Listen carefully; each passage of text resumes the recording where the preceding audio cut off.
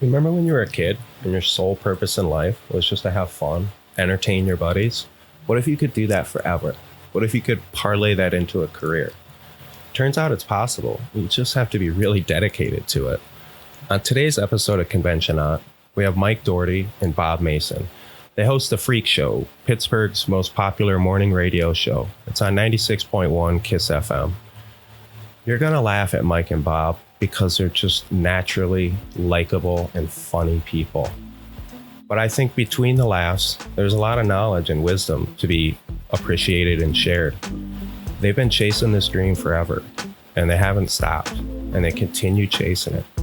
And every day they wake up just stoked someone will pay them to do what they love to do. So stay tuned. We're really excited to share this episode with you. Part of the creative process, right? Like at some point in time, you just delete fucking days of work. Yeah. Like whatever you are, you're a web designer, you're an architect, whatever you are, that's creative job, just happen. Yeah. It's funny though, like, cause I'll cook a meal, taste it, and then throw the whole thing out. And like, I don't think anything of that, but I just felt really bad because he was just like buddy of mine. I mean, Mike, when I reached out to you and you were like, yeah, we'll do this. I was like, why? Why are you willing to participate in this experiment? Yeah, man. Well, and I love you guys. And plus, our radio show's nothing like it's just like that. Like, I mean, probably 3 or 4 times a week, me and Bob will just get laughing and be like, yo, I cannot believe there's like all these people listening to us right now and they're like enjoying it. And I'm just like, I don't even know what this is. Well, I'm sorry, dude, but that's kind of a pretty decent intro. I guess we should introduce you guys a little bit. So today on conventioNOT, we got Bob Mason and Mike Daugherty, a couple old friends of mine that have achieved quite a bit of success over in the Philadelphia, Pittsburgh area. They host a morning show on 96.1 KISS FM. Mike and Bob, thanks for coming, guys. Yeah, absolutely. Hi. Yeah. Thank you guys for having us. Exciting. Fancy. Podcasting it up. Let's do it. It's neither exciting nor fancy for the two of you who spent, 3 hours this morning in a professional studio doing just this. Everybody thinks our radio studio is like really special too. It's like basically a closet that we sit in, a couple of microphones. It's really nothing fancy. Yeah, everybody thinks they're going to walk into a spaceship and it's just going to be like mind-blowing, like lights and everywhere. And it's just like, no, it's just a couple of chairs. But the visual though, like where they have your pictures taken, right? It's like a top-down view of you guys, and like your mics are like coming in from the ceiling. Like, dude, that's all you got. Like, that's all you need. It's super professional. I have a control board that has just like all these buttons. It kind of does look like a spaceship a little bit, I guess. I don't use many of them though. I was gonna say, you know where like 2 of them are. Got a couple drops programmed. You got like the fart, and then your standard drop. I listened to a couple of your shows, man. The CDC warning, Mike. Mike and I were texting this morning because I couldn't help but be curious what your guys' 9/11 show was like, and unsurprisingly, it was very nationally oriented. You're reminding people not to kiss their chickens. Right? Yeah. I don't know if you guys really have any roosters or chickens in the Pittsburgh area, in the urban Pittsburgh area. You get like 10, 15 minutes outside of Pittsburgh, though. It's a whole different world. Yeah. Well, dude, I'm listening to you and I'm honestly thinking like, oh shit, Mike's never seen a guy kiss a rooster before. Like he's got it down pat, like the rooster is always held at a higher level, Right, yeah, you have to. That's the baby. Kiss the baby, I feel like kissing a rooster, you're not going down to the rooster. Like if you're going to kiss a rooster, you're putting the rooster up high and then you're bringing the rooster towards you. You're basically bowing to the rooster, but yeah, you're doing all the action. I just love all of this and we're just sitting here just talking about kissing roosters randomly because it's very relevant. That's a real part of my life, man. I moved to Hawaii. I got hit by a rooster on my moped once. Wow. Like to the face? That was a warning shot. He kind of like brushed my shoulder, but it was a close call, dude. Bro, I was going like 30 miles an hour. A rooster at 30 miles an hour, that'll Do you know when roosters are in heat or anything? Is there like a special time when it's like rooster mating season? Maybe that's what it was. I mean, again, I'm really foraying outside of my area of expertise here, but Like I'm pretty sure. here in Western PA, though, the deers go, they call it in rut. Like I never knew any of this till we moved here. Those things get real horny. They'll run right into your damn car and keep going. Like no shame at all. Yeah. That, and you're right, that is a real, like I remember in Michigan, that was like, oh, mating season, the deer are going crazy. Yeah, right. It lines up with college football season, actually. Yeah, I took one out last year and it just bounced off my car and just kept walking. Off the side of it. Running around with the heart on. Well, not me, the deer.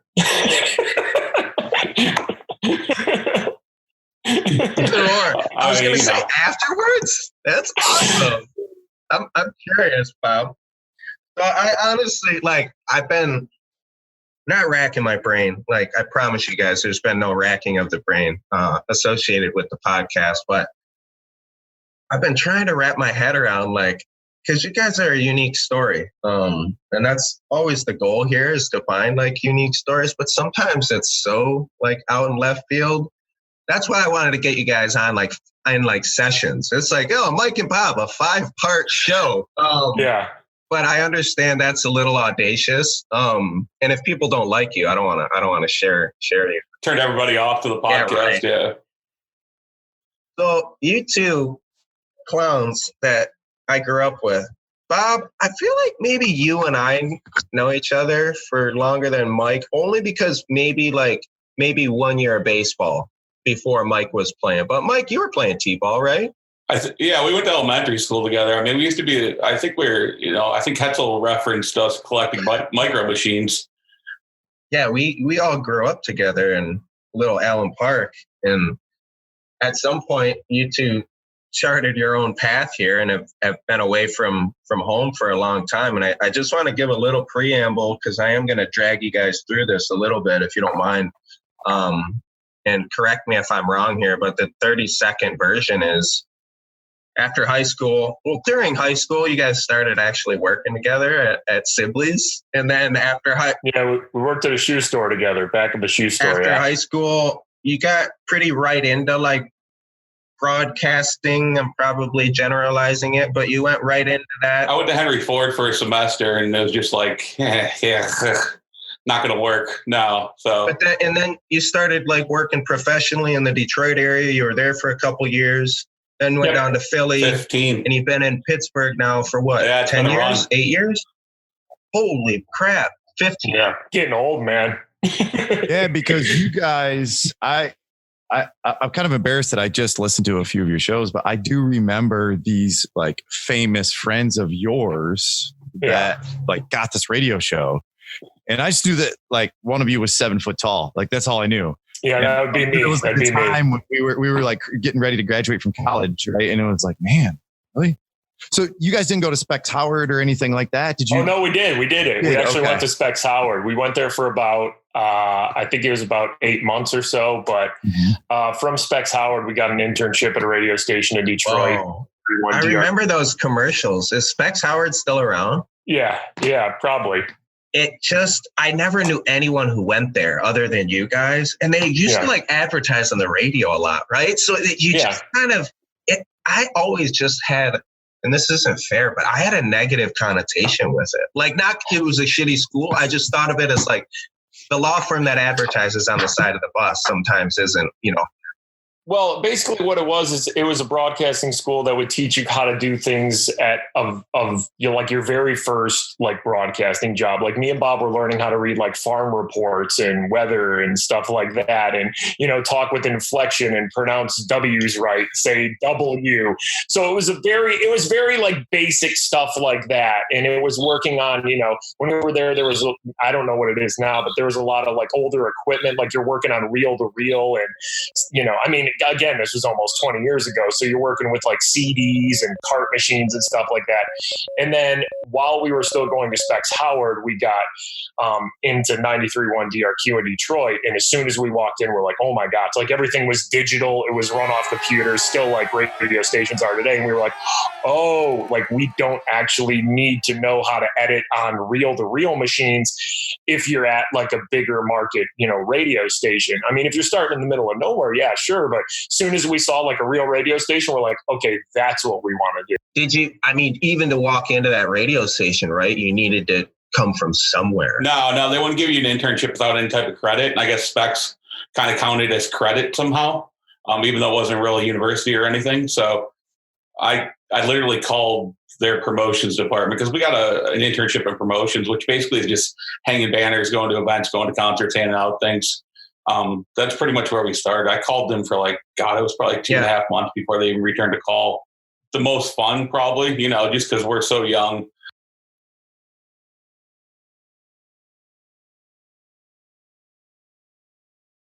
Mike, you are 6'8". Yeah, about 6'8", 6'9". I'm in that range. Bob, you're a healthy sized individual. Yeah, I'm over 3. Okay, there we go. 6. So I want everyone to imagine you two gentlemen working at Sibley's. I guess that's a regional thing, huh? I think it's closed. Oh yeah, it's long closed. I'm sure it's closed. Yeah, I don't even. You guys might have been holding the roof on the last one standing. No, we definitely weren't. We were sleeping. Yeah, not actually, but I just mean you guys were the last ones standing. So. I think the Sibley's eventually sold out to Mr. Allen's is what ended up happening. Oh man, Mr. Allen's, we should have started at Mr. Allen's, man. 29 or 2 for 50. Let's go. Oh man, listen, all the Elise, Peli, and Fila you could imagine. Yeah, that's a regional. I'm pretty sure. Yeah, that's quite. That's regional. Definitely regional Michigan, Detroit type niche, thing. Yeah, that's a niche spot. So Sibley's though, did Sibley's sell? They sold men's and women's shoes, right? I think it was just old dress shoes, old men dress shoes, and the New Balance dad shoe at that time. We never actually got to sell shoes though. We worked in the stockroom. They wouldn't let us out. We were never actually promoted to sell shoes, so we just kind of unloaded boxes, and I took a lot of naps. Yeah, you didn't work much at Sibley's Shoes. You would go into the box room and just lay on the boxes and nap, and I would do a lot of the stock. Did you guys get a job there when you were 16? Was that your first job? Get out of the house, get a job? Nah, I had a couple other jobs. That was probably, how old were we, Bob? Probably 17? I think I was 16. No, I think I was 16. 16? I think really? It was my first job, yeah. Wow, all right. I didn't have much of a work ethic. I remember when you guys started hanging out a lot, but it wasn't right away in high school, right? You guys started hanging out a lot more in 10th, 11th grade. I think there were a couple of years like 13 and 14 baseball where it's just we hung out all summer playing baseball together, and then it just kind of went on from there. Yeah.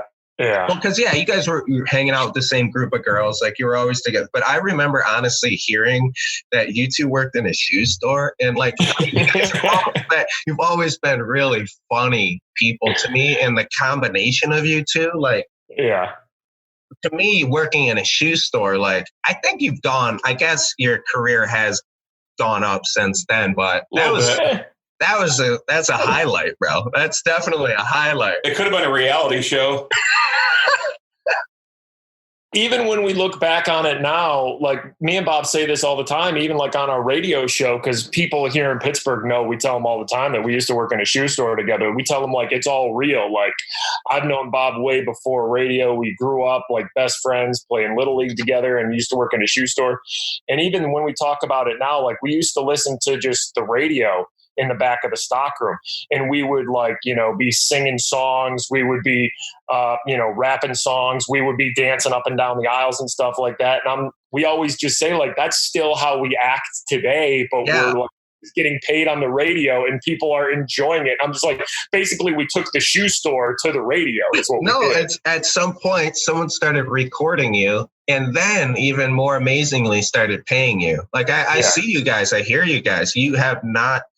And I can tell that's undoubtedly why your show is so successful, dude, is because you guys are you're the exact same versions of you that I remember in all the best ways. And you're doing that with a big audience on a daily basis. Like, to me, it's, sorry, not to get like creepy here, but it's pretty friggin' intimate. Like that people wake up and they start their day with you two. Like, I'm sorry, man, but like I listened to it, and I would, if I had to drive into work, like there'd be nothing, there's no way I would listen to a Crossroads Fire Mike Tomlin, whatever remix, and not be in tears laughing on my way to work. Like, we just try to make each other laugh half the time during the show, man. Once we get each other going, it's over. I would be curious on the word count, but you know, you're very efficient with your efforts. And I know Mike's only goal is to get you giggling. Like if he's got you giggling, game over, dude. Everyone else is laughing too. And he's laughing. He's entertaining himself. I definitely probably am more sarcastic and just dart in here and there. But like once Mike gets me going, dude, it's over. And I mean, listeners will be like tweeting us and stuff at the same time, just be like laughing their balls off. So it's like, it's a weird world where our listeners are all in the show with us together. I still don't know how to explain it, you know? Well, no, and I can tell like that brings so much to the show, right? Like I think you guys have even said like, as much as you kind of have there's a little bit of a plan once in a while, or at least an idea of what the kind of tone maybe of the show may be on a particular day. But then some crazy dude calls in and, you know, or tweets in that you need Heinz Ward, you know, and like the misdirection and like, hold on. Whatever we had to say is not as important. Yeah, right. As, did you hear how upset that dude was? You know, like, let's just talk about that for the next 25 to 30 minutes. I mean, like it's like with you guys, you know, with this podcast, like you probably start with maybe some sort of a plan. And then next thing you know, it's like you look at the clock and you're just like, wait, we've been talking for an hour. What have we been talking about? Like anything that we planned, it didn't go to plan because we got talking about this and this led to this. And a lot of people will fight that, whether it's a radio show, a podcast, or anything like that. A lot of people will fight that and say, no, we got to stick to, you know, what's happening. Like during our show today, I welcome that. I bring it in because I think that is the good stuff. The real moments that you don't plan for are happening. Like 20 seconds before we turn the microphones on, Bob's just over on his computer, obviously watching a video, not telling me about it. And he's just like, oh, wow. Oh, look at that. Look at that beautiful thing. Oh, wow. So I don't even ask Bob about it. You're going to. I wait till we turn the microphones on and I'm like, Bob, what are you doing over there? He's like, I'm watching a video of a guy walking a liger. It's like a lion tiger. And I'm like, oh. Okay, so then we go down a road of how many different hybrid animals are there that are like a liger, and we just get this. It's unbelievable. You guys got people like writing in dynamically, right? Like, or not like form, but like to comment and to laugh, or it's gotten to the point where the listeners. I mean, we like you said, we have a rough estimate of like what's going to happen, but like. Listeners plan our show, man. Like we just go with the flow and roll. They guide it, right? Like they for sure guide it. Yesterday on the show, like we went from doing a Florida story about a lady getting, she got kicked out of Disney and arrested, and somehow that spun into like, does Disney have a jail? And then like the next break, some lady called in about like getting kicked out of Disney and she was taken to Disney jail, and then it spun into like, is there like a jailhouse Mickey that you meet like? It doesn't Scared Straight episode. Like a sketchy Mickey, like one of those Mickeys in Times Square that's just rough, and it's not an official Mickey. It's just jail time Mickey. He's got a couple face tattoos. Mickey's got tears. Mickey's got tears. Mickey's seen some things before. Why don't you come have a seat next to jail time Mickey? Mickey normally have a bandana? I've never noticed that before. Can you imagine? That was like 45 minutes of our show just based off one thing, because it just kept, the snowball just kept going and going. And then I got to tune into that one because I can just imagine like what a somber, depressing, come to life moment when you're sitting in the holding cell at Disneyland. Yeah. Like, man. It's rock bottom. I may have overreacted. I should not have drop kicked that stuffed animal. And then like, what will my in-laws think? I mean, because the family's involved. Oh, yeah, you're just thinking, I wonder if the kids are old enough to remember. Yeah. Is this going to make the news? If you fucking spent the money to take them to Disney World, they better be old enough. Well, the lady from the story, she got a lifetime ban, so she has to explain to her kids and her family, just like, why can mommy can't go back in ever? I'm not sure that's not a blessing, Bob. It might be a blessing in disguise. Imagine though the annual trip, like by the 5th year, they're like, man, Aunt Teresa just doesn't like Disneyland anymore. Yeah. Huh? She keeps coming up with She's staying at the house again? Huh? Jeez. If you've done something to ever get banned from Disney or Walmart, it's something really fucked up. Like, a Walmart ban? I mean, but think about it though. Somewhere there has to be a master list of people who are banned from like Walmart or banned from Disney World. And the reasons why have to be incredible. They have to be incredible. Like those are both Netflix series on their own. Well, right I'm there. saying like fuck a murder podcast. Let's get that list. Yes. I want a podcast banned from Walmart. The reality is you've got some commonalities there, you know, like it's a Venn diagram. It's a Venn diagram. There's a couple times they come over. We should have seen it coming. They were quiet, but they were weird. And we should have known that they would visit Jail Time Mickey. Shit. They're right here. They're number 72 on the Walmart list. Was caught diddling Pluto at age 14.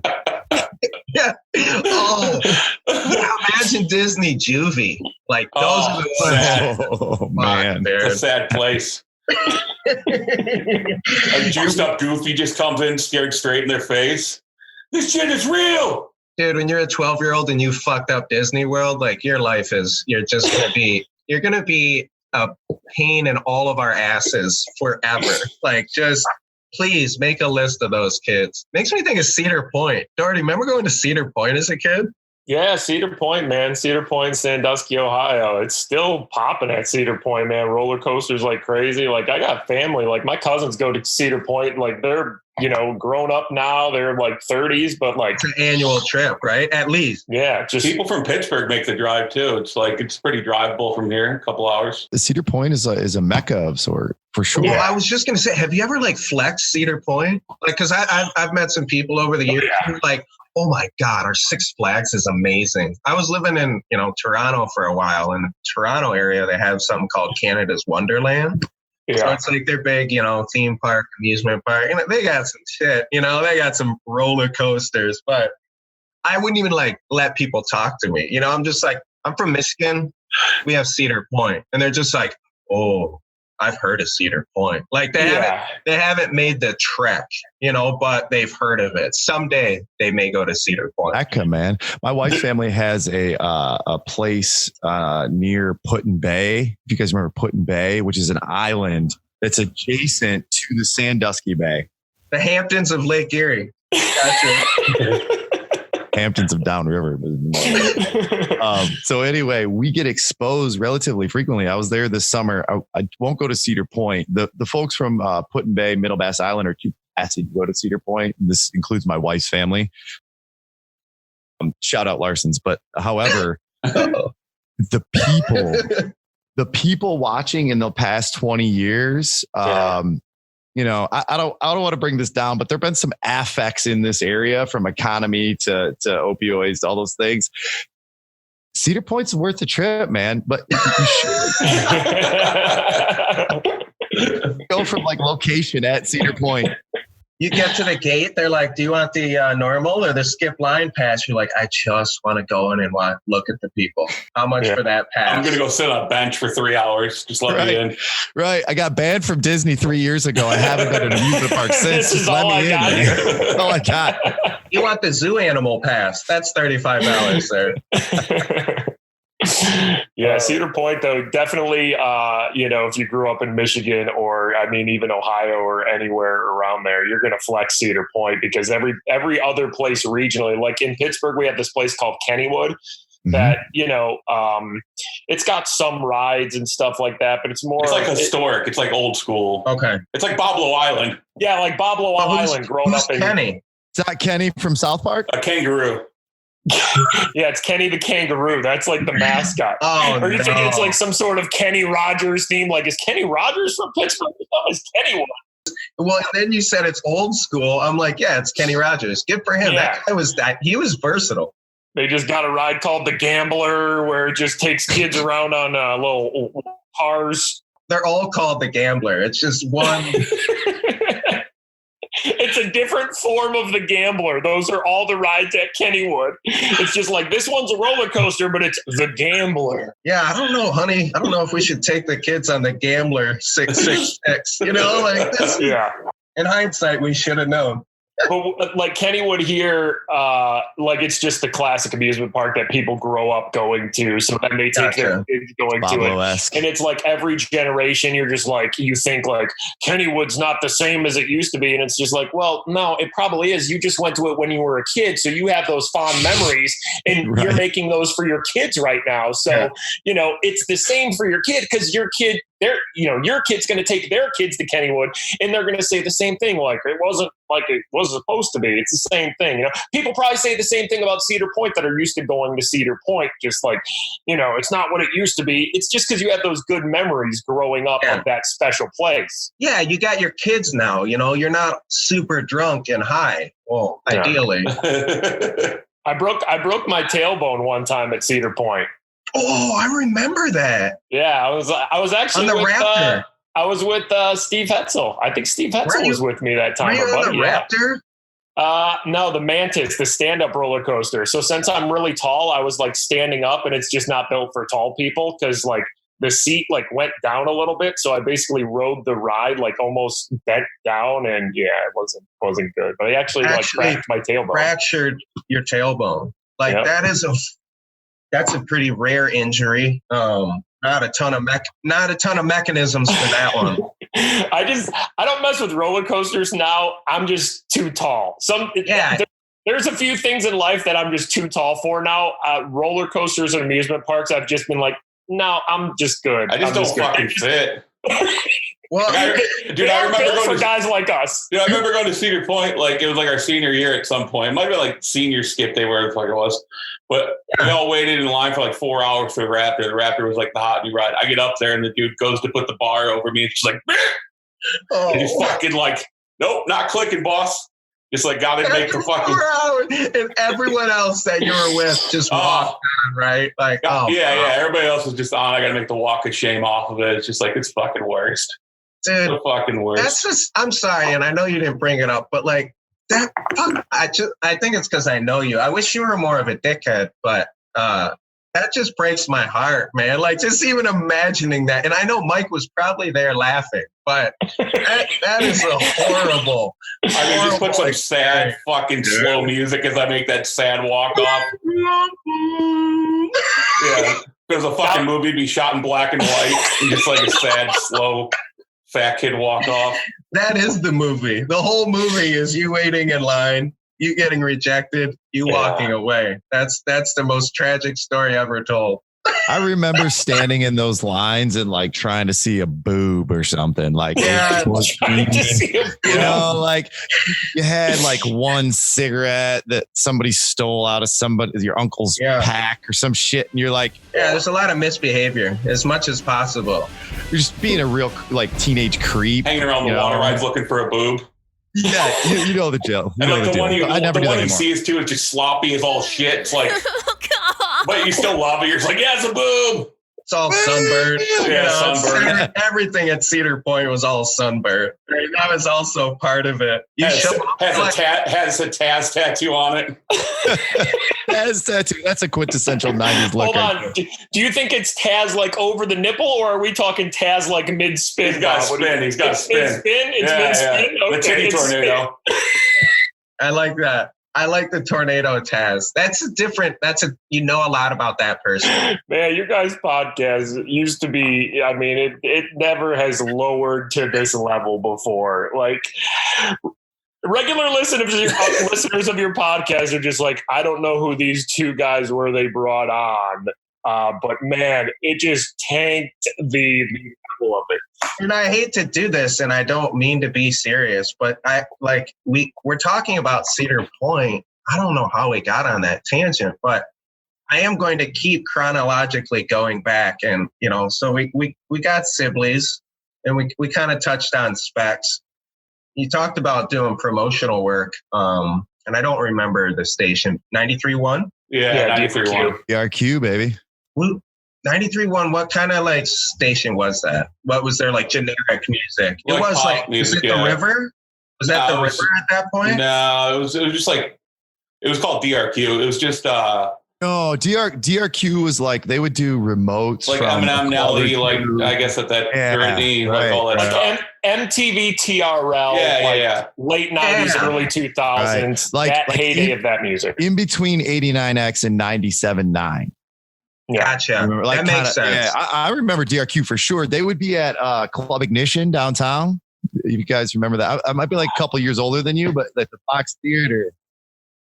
So Ryan, you'll remember, I mean, I think anyone that grew up in that area remembers Tic Tac, right? Like, I mean, that dude. So Mike and Bob, so how long did you hang up flyers for? A year. I mean, we were working promotions, getting paid. We eventually ended up getting paid to do it. So we did the 3-month internship and then we worked promotions for like a year. And within that year, Tic Tac, like, I don't know, we just bumped into the office. He invited us to like come hang out. I was going to say, like, how did you guys actually get out of the mail room? You know, I think it goes, like we were working a promotion with him at, it was like a video game place. I forget what it was, Waterworks, I want to say, or something like that. It's like one of those big arcade, like, I don't know if you guys have Dave and Buster's, like it's something like that. It was Funko Land. That's Funko Land. But like he had to leave early or something. And he like, you guys want to do it? You want to take the mic and see if you can do it? And like, that's what kind of started it all. We were just walking around, dicking around with people. And he saw it like as he was leaving. He was kind of watching you guys, like not in a, but like paying attention to you guys, just your rapport with one another. Yeah, you want to come in and like, sit in on a show, maybe intern, and that's just kind of how it went from there. And then we eventually ended up getting, like we were part of the show at the end of it before we got fired. I mean, he was a big deal at that point, right? Like he was the well-known DJ in the area. I mean, I don't know anything about outside of our region, but like so he literally just saw you guys doing your thing and just gave you an invite that wasn't otherwise. I know you guys wanted that. That was the next step, but is there a way to force yourself onto the mic? You know, I mean, other than getting that opportunity. Overtake the studio. He was one of the more popular like night shows in Detroit at the time. And I just remember him telling us just like one day, just like, you guys really just want to be on the radio, right? And we were just kind of like, yeah. And he's like, well, what are you doing, with all this stuff? Just, come be in the radio station, like where the actual radio is taking place instead of all the behind the scenes kind of work. And we were just like, yeah, all right, well, we'll do that. But like, there was a point where we were doing both. We were doing like me and Bob would go into the office and work almost like a regular 9 to 5 and do different promotions. And then his show started around 6. So we would go in there from like 6 till, I don't know, 10, 11 at night. And then sometimes we would even go to an event afterward if he was going to were you getting paid to be in the studio or just paid for the promotional? Okay. Just paid for the promotion. So just experience, but basically free labor. I mean, to an extent, I'm sure you were helping out. A lot of internships just used to be, like 20 years ago or whatever, where they didn't really have to pay you. I mean, times have changed now. There's like really not a thing like free internships anymore, but companies used to just be able to just like, no, we're paying you an experience. That really doesn't fly anymore. But I mean, there were some times where me and Bob would just stay at the radio station for, God, I don't know, Bob, 20 hours a day. It was like our parents were wondering where we were. And we're just like, we're still at the station. Like once we got in, we were determined though, like this is what we wanted to do. Like there was no way we weren't going to find our way to do this. And we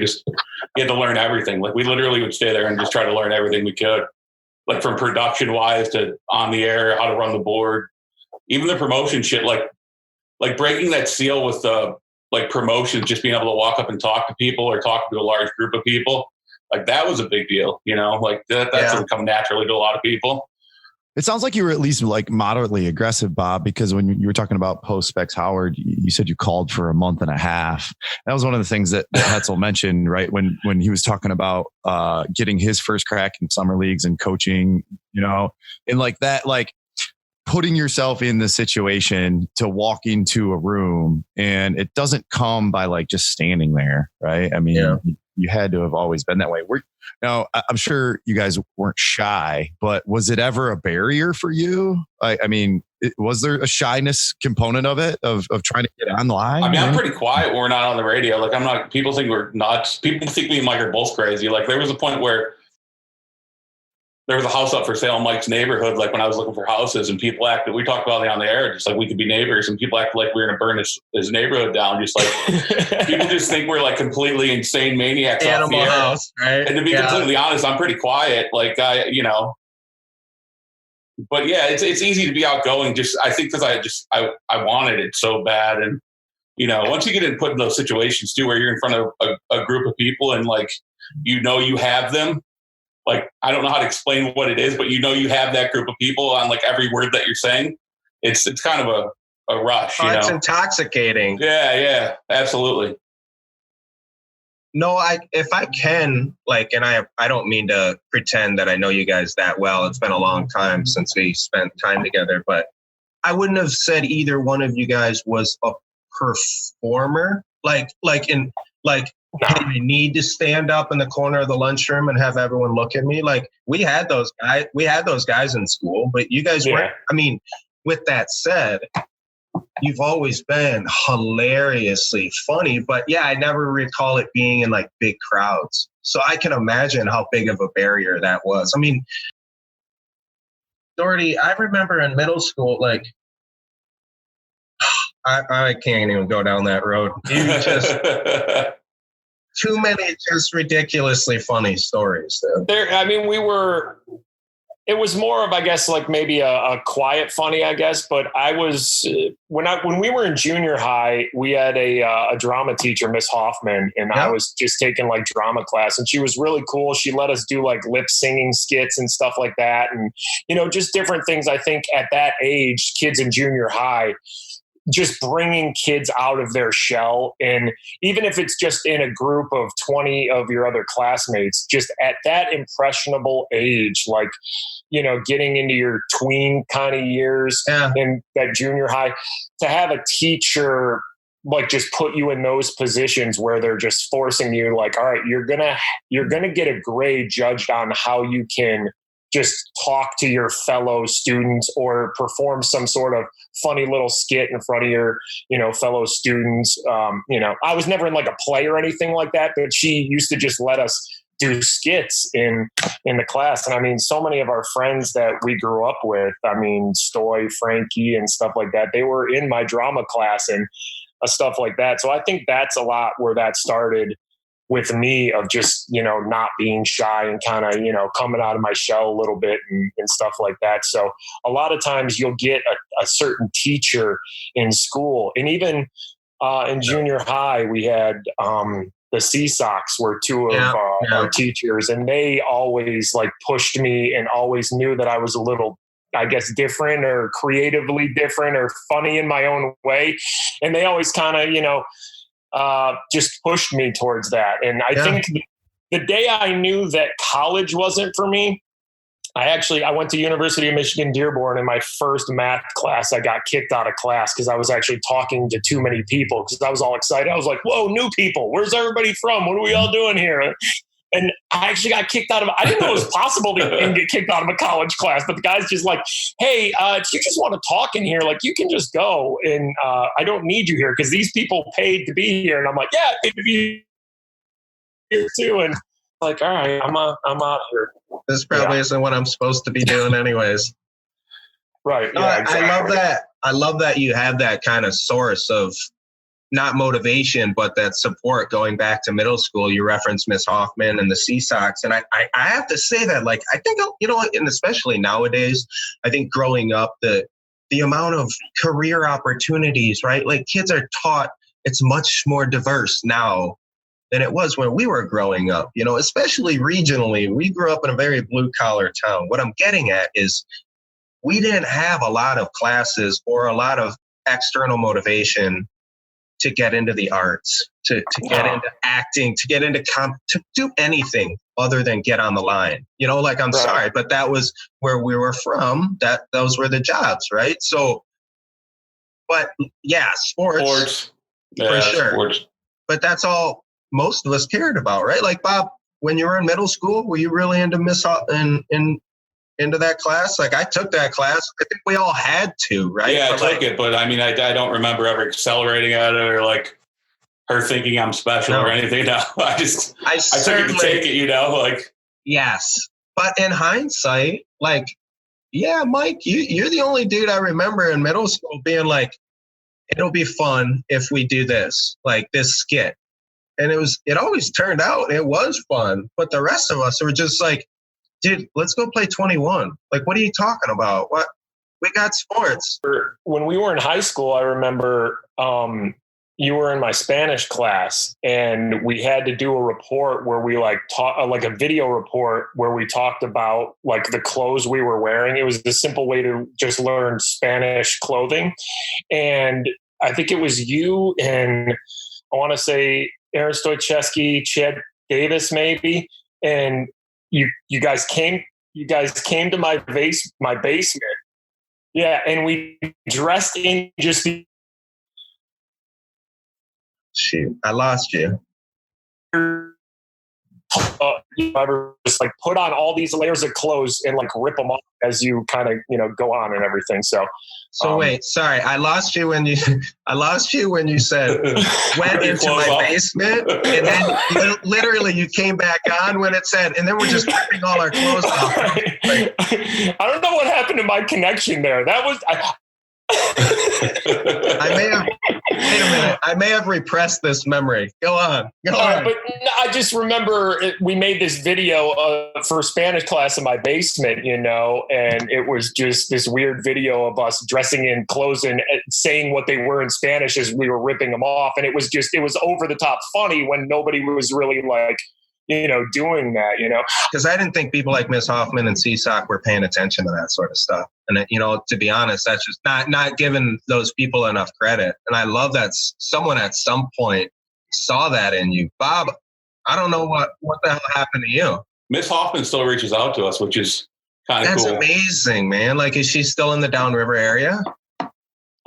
She lives in somewhere in Michigan now, but she's come to Pittsburgh before to see us and everything. But yeah, if you were growing up where we grew up in like Allen Park and stuff, like if you didn't carry a football, a lot of people didn't really care about you and you were almost like outcasted. And I mean, as tall as I was, I should have been a lot better at basketball, but I just grew really awkwardly, like 6 inches over a summer.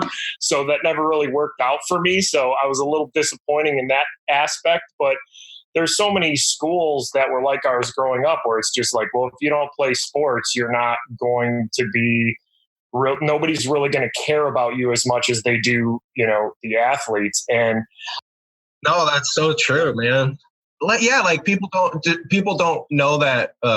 What's his name? Who's the real fancy, famous fashion designer? Barbados, right? Like James Barbados went to school with my sister at Allen Park. Yeah, it's awesome. John. I have a John Barbados shirt on right now. John Barbados. That shows my knowledge of high fashion. I didn't know that. Mike, for those of you who are listening, is wearing a shirt from that same era, 1988. We love you, Rodman. We love you, Dennis. Everything is gorgeous. But okay, so rewind that back. And Mike, I know you're on the chronological part, but I guess if you're a teacher, and perhaps Miss Hoffman would be the one to talk about this, but you have to realize that, right? So like you see all these 13-year-old kids and some of them, most of them are not going to be that good carrying a football 3 years from now, right? Because it's 4 years and that's a whole other analysis about what happens to you if you're a star and you don't make it after high school, right? But ultimately, like you have to be looking at those kids like, fuck, man, this is creative, right? And that's not something that's really valued, right? To what I think was a good job, if you weren't going to the line, the good job that you would get would be to be an engineer, right? Like that was shit. Like that's what I thought. Dude. Yeah, like that was the high class job. Yeah.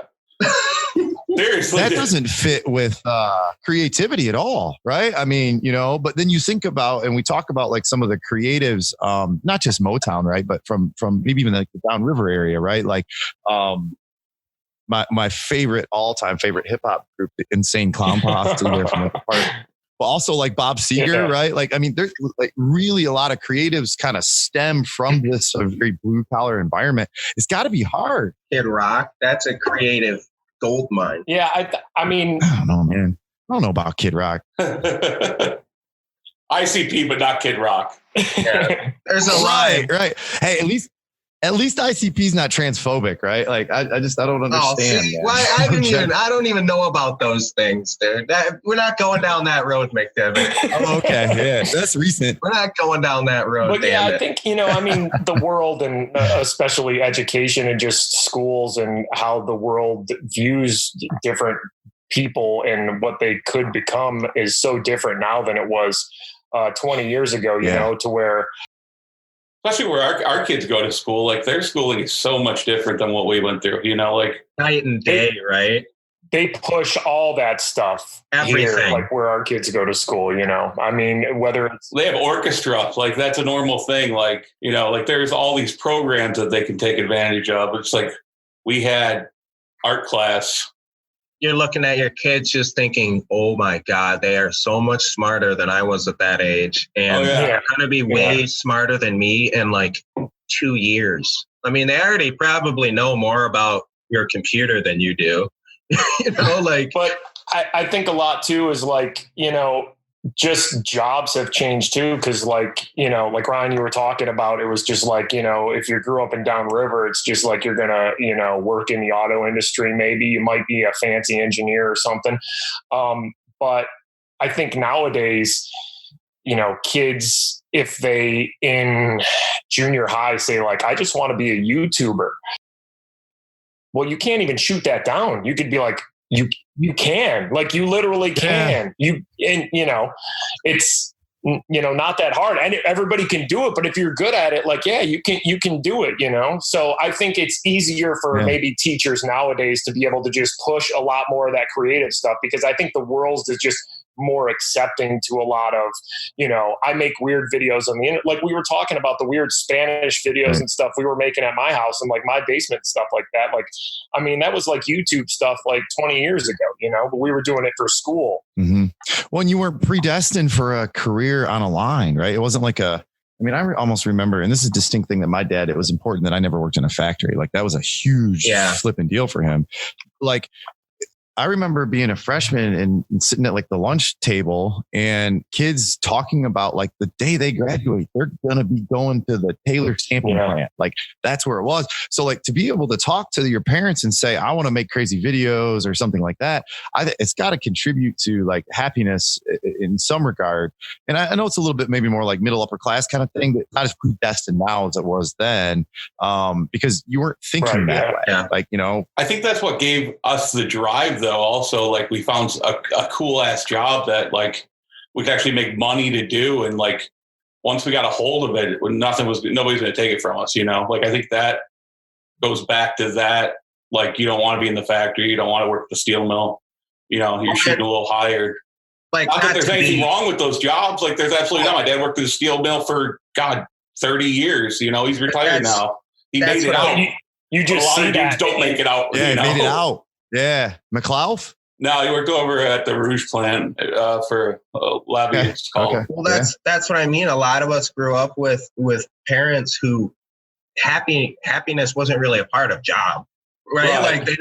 And my mom both of my parents are in education, and I would hate for them to hear me say that, because I would say my mom definitely was very passionate about her career, but my dad, he was just pretty like hard line about it. You know what I mean? And I doubt your dad was coming home from the steel mill telling you all the jokes that the guys were having on the line that day. And like, oh man, that's just, so for us people, and I feel like we're kind of the first generation, McDevitt will correct me if I'm wrong there, but like this whole new idea of, we saw a glimmer of happiness and profession, tied together. This newest generation, I don't know what they call them, but the newest, like whatever. I think you just made it up there. The newest, the newest eels. I think you have to put eels at the end of it. But like they think it's assumed, or I should say maybe entitled. And like, I don't know if we go that far. I'm not saying people should be content being unhappy in their jobs, but sometimes you got to shovel some shit before it gets a lot better. You know what I mean? Like there's a thin line, I think, between not wanting to go through the hard stuff and just thinking, I went to school. Why shouldn't my job be sweet now? Like, I think a lot of kids assume like as soon as they come out of school or, you know, the world's just going to give them that sweet job too. And yeah, I mean, for some of them, it might work out, but sadly for a lot, it's not. And that's going to be a harsh reality. Like that the world isn't this rosy, perfect place. And, you know, they're going to be a YouTuber and not every kid playing video games is going to win that $3 million. You know, like talk about it. The video game thing's crazy though. Sorry to spin from that, but the amount of colleges that are offering like have teams and like are offering scholarships now is completely insane. So wait, college scholarships for players? Esports, man. Yeah. Yeah. We have like a professional esports team here in Pittsburgh, the Pittsburgh Knights. Where does all the money come from? I just like investors and stuff like that. Yeah. I mean, they have a lot of sponsorships, but just different investors and stuff. Yeah, of course. Twitch. Just Twitch, right? Like that's well, I'm thinking of. Well, there's the Microsoft one now that Ninja's on as well. It's like there's a competing like game streaming service. So that's the audience though, right? Like they make the audience money from that. I don't know. I find myself, I'm not a gamer at all. Bob, I think I read a cool story from you where you're a gamer, right? Aren't you both pretty into game? Yeah. I mean, we're not like streaming and making money or anything like that, but yeah, I still play video games on a regular basis. I would say this about myself. My wife is a gamer and I like watching video games. Really? Like I don't have a Twitch channel and I've never watched Twitch, but I've spent a little bit of time when I go to Vegas. They have an esports arena there and I'll go in there and like check it out. I mean, especially being a tech person. But I dig watching video games. As a matter of fact, I was at my neighbor's house the other day watching Red Redemption. Yeah, Red Dead Redemption. Red Dead Redemption. And like, man, like maybe I've been watching the wrong ones. I'm as entertained watching that. I don't know. Maybe. I'm seriously, I'm as entertained watching that as if I would be if we were going to like sit down and watch Netflix for a while. I mean, it's cool. I mean, they do these tournaments and fill arenas, which is just the wildest thought, but it's completely, you know, people show up to watch people play video games. But you got to also think. Yeah, you guys remember the movie The Wizard? Dude, The Wizard. That was good stuff. That was really good stuff. You also have to think at one point, that's how people looked at the regular sports we watch today. It's like, I can't believe that there's 500 people watching a football game and they have this pigskin thing. And now we're just like, it's in these giant, you know, stadiums and it's accepted. Like esports might be what pro sports are, you know, 50 years from now. And we might all look back on this time and be like, yeah, it was really weird when it first started. They only had like these 5,000 seat arenas. And it was just kind of this niche thing that just grew into what it is. Because at one point, like, you know, there's a basketball and a peach basket. And now you look at what's NBA. Like it all has to start somewhere. And I think that's where esports is,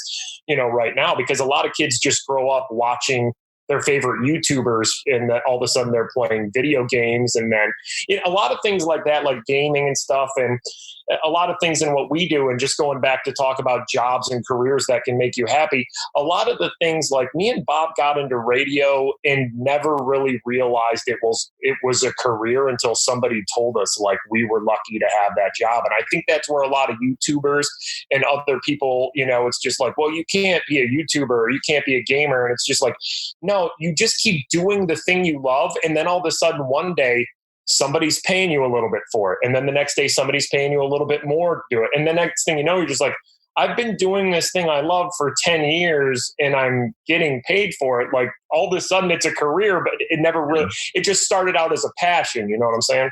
In my mind, that truly is the dream, right? I think most people though, just assume I ain't got time to do anything that's not paying me enough. And I always say, well, mess with the enough then. Like, yeah, exactly. If you really wanted enough, though, I mean, it's completely different at the age we're at now.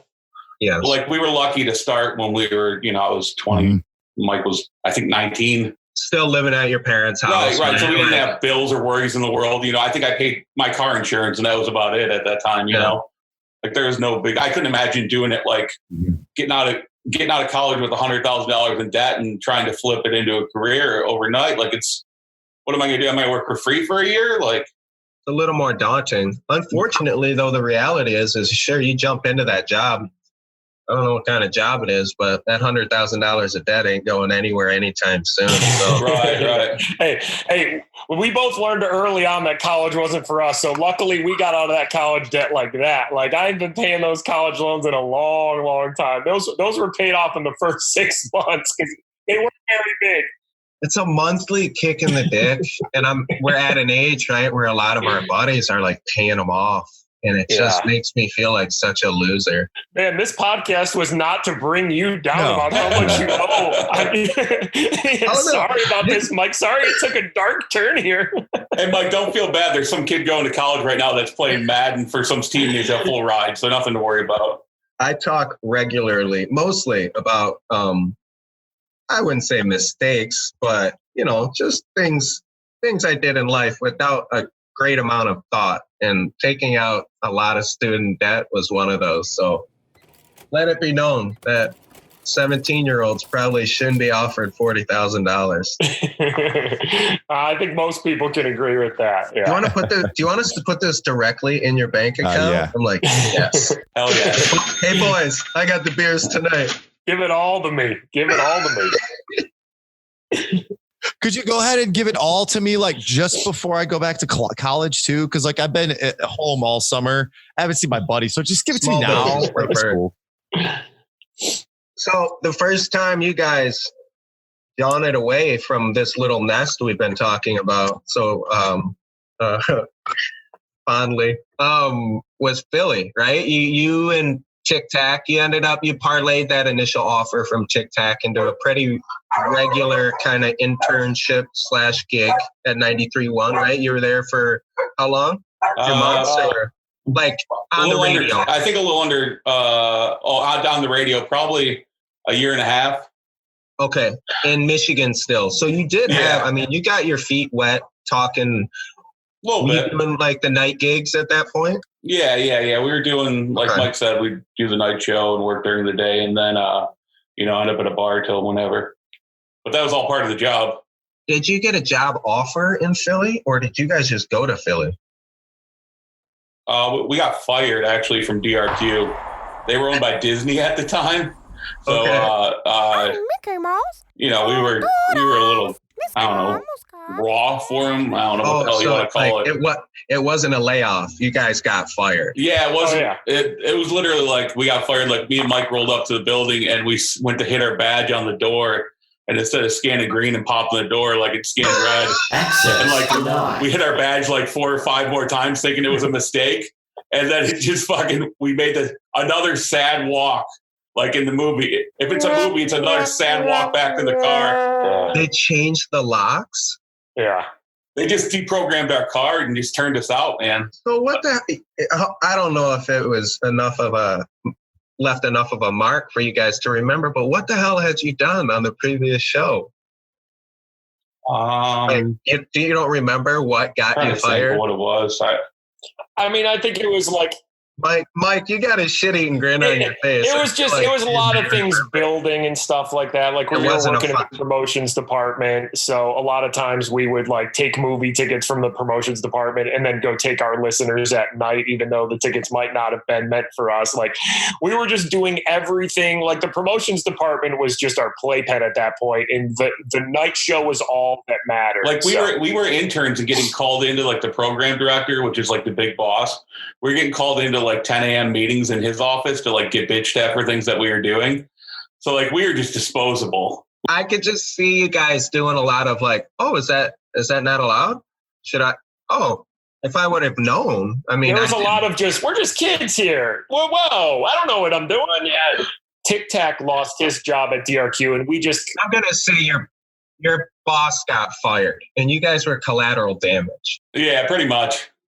Yeah, because we didn't really matter at that point. We were just kind of sidekicks, interns, and we just got just taken out of the station. And there was a period for about 3 months after DRQ in Detroit where me and Bob just hung out together, like sat on my back, like I'm in my back room playing a lot of video games together. And I mean, that too is where a lot of, we were talking about our first job in the shoe store where we were, just listening to the radio, dancing and singing in the back and just cutting up.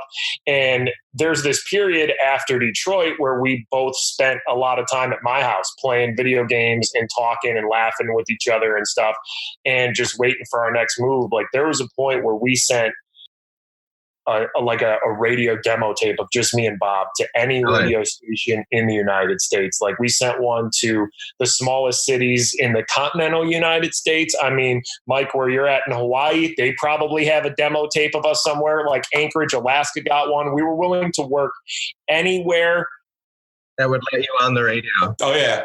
We got that taste of what we wanted to do and what we wanted to be. And we were just like, we could do this for a long time. And once that got taken away from us, we're like, no, we got too close to what it could be to ever feeling that again. So we were willing to go anywhere, work anywhere, and do our own show. And I mean, there was a point where some guy called us back emailed us back from Kalamazoo, Michigan, and is just like, okay, I'm looking for a night show, but just a 1-person night show, just not a 2-person, and it's only $15,000 a year. And we told the guy like, oh, that's okay. We'll both come for $15,000 a year. We'll split it and then just get a part-time job somewhere else. Like that's how badly we wanted it. Like it's like, no, I only have one mic. I can't have you both. Like we literally scared the shit out of the guy. Just like, what's wrong with these guys? Yeah, he never emailed us back after we told him we were both going to come. We're just like, oh, $15,000, cool. We'll split it. Yeah, you give him a twofer. You're like, we're going to give you 2 for 1. And between the two of us, we got enough body mass. We're like 4 people, actually. Yeah, right, exactly. Yeah. You could cut us up and make a whole team. That's just how bad we wanted it. So once that got taken away in Detroit, we just didn't want to feel that way again. So we were willing to do anything, even if it was just like not the most ideal, city or situation, or obviously not the most ideal pay. We were willing to do anything to get back to that point where we could be in this job that we loved. And because we had so much fun doing it in Detroit, when that got taken away, we were willing to do whatever. So there was about 3 months where we just hung out together. Bob, why don't you go tell the story about your parents during those 3 months? Oh yeah. My parents sat me down and had like a serious talk with me about like, like questioning if me and Mike were like a gay couple just because we were spending so much time together. My mom had like best friends that were gay though. Like it wasn't anything like she was trying to like, I don't know. She was ahead of her time. She wanted to let you know it was okay. Yeah. She wasn't discouraging it. She was just letting little Bobby know that it was okay. It's okay, Bobby. Yeah, she was cool with it. But like there was a serious talk where I was like watching TV one day and she just came and like sat down and she was like, do you have anything you want to tell me? Just like, you and Mike have been spending a lot of time together. And I'm sitting there just thinking like, no. I'm just like, no. And she's like, are you guys like, do you have a relationship together? Like, are you? She said that word? Oh, yeah, yeah. Oh my God. And you're not a teenager at this point. What? You're like in your like 19? Yeah, it's like 19. Yeah. You're like, yeah, Ma, we're getting low on pizza rolls. That's all I got to tell you. Like, no, get out of here. This is the most uncomfortable conversation I've ever had in my life. Yeah. So I went through that combo in the middle of like being unemployed and thinking that, the dream's over of this radio thing that we're doing. And Mike, my parents were... I'm not coming over today. Mom says I can't play with you anymore, Mike. But, after that, like my parents were asking, like, what's the plan here? Are you going to go back to school? Because, I mean, I think both of our parents at that point just thought this radio thing, like, is probably over for them. And just luck and the fact that Tic Tac, who we were with in Detroit, had gotten fired, and he knew enough people in the radio industry. The station in Philadelphia needed a night show. They called Tic Tac, and Tic Tac was basically like, Tic Tac saw what us 3 were together. Yeah. And I think he knew that me and Bob added a lot to his show, and he wouldn't go to Philly if he couldn't bring us along with him. So we basically went there as a 3-person night show. Dude laid it all out. And that was, at that time, Philly was like a top 5 city to be in radio. Like it was a huge deal, and we went from utter despair of it all being over. And my mom's having, are you gay, Bob? Tell me conversations with me. And just like no. Like literally like April 1st, like Tic Tac calls us. He's like, guys, pack your bags. We're going to go to Philly tomorrow and be on the radio. It's like, okay, let's go. Yeah, right. It was literally that quick, dude. It's like pack a bag and let's go. Oh, we were out that door so fast. So is Tic Tac still around, or do you guys? Is he like obviously he's a mentor for you? Then I I would talk to him like in years on Facebook, every now and then. But like he runs a couple stations down. I know his parents got sick and he took care of them for a while. But I think he runs a couple stations down south someplace. Okay. So he stayed in the business and moved into some, kind of bigger. He's now firing kids for stealing movie tickets. Yeah, pretty much. Well, just one of the things I did want to like touch on, and like you guys in your story from the get go, it's like the love and the passion, and like we had a taste of this drug. But I think people probably make the mistake of seeing where you guys are now and assuming like, oh yeah, success, and I'm sure you guys can pay your bills just fine these days. But going into radio, like it ain't all Howard Stern, right? Like a lot of dudes that are on the radio you're not going into, the incentive isn't financial, right? Like the position we're in now, it is, but like it took a while to get there. It's different, exactly. You evolve to this, but to get your foot in the door to that drive, like it wasn't that drive so you get paid a lot, right? Like it was just, clearly you're willing to go divvy up 15 grand. Even at that point in Kalamazoo, I don't think you could have lived on it. You know what I mean? Like that's it was like I said, just you get into this industry or something you're passionate with. And once you start getting paid even a little amount just to get by, you're like, this is awesome. And then you just get paid a little bit more. But no, I don't think anybody really gets into radio to make a ton of money. But then all of a sudden working enough at it, you're just like, we're doing pretty good here. Like everybody says you can't make money doing this, but listen, you can make money in any industry if you're good enough at it, because you have to be good enough and you have to be passionate about it. And I think the one thing that's good for me and Bob is we've never lost kind of the drive we've always had, and we've never lost the passion. And like, I think I said at the beginning of this, like we still laugh on our show about today. We're like, I can't believe they pay us to do this. And it still seems crazy to us. So I think just never losing that passion and stuff is what, like the money in anything else that comes with it, notoriety and success or anything like that, it just comes from being passionate about what you do. I think that goes for radio or any industry you're in, because if you just don't like what you're doing and you're in an industry where you're dealing with other people, whether it's the service industry, like if you're a server and you don't like what you're doing, that's going to come across to the people you're waiting on. And that thing, all of a sudden eventually it's going to affect your bottom line. Exactly. So I think it's like a lot of other industries. If you're having fun and having a good time and smiling and laughing, people are going to, appreciate what you're doing. And next thing you know, you're going to be successful at whatever job it is. I always try to get that across. I don't know if you guys know, I work in a not very fun, there's not a lot of jokes to be told. There's not as much laughing as I would like my industry. Yeah.